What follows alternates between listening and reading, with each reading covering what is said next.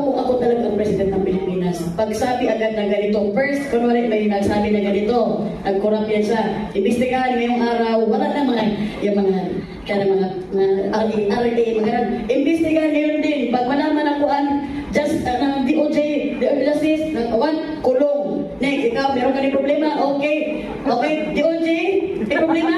Aprobado, kulong. Kasi bakit pa natin patagalin? Pwede naman ating bilisan. At kung ako ang presidente ng Pilipinas, kuhaan ko na agad yan na bawal ang, pagka naipirmahan na agad na bawal ang mga, mga kamag-anak, kamag-anak. Yung kamag-anak na tatakbo ba? Political dynasty. Bawal na agad yan para bigyan ng chance, ang iba na mga bigyan ng chance kung magaling pa sila sa pamumuno ng Pilipinas. Tapos, papirmahan agad.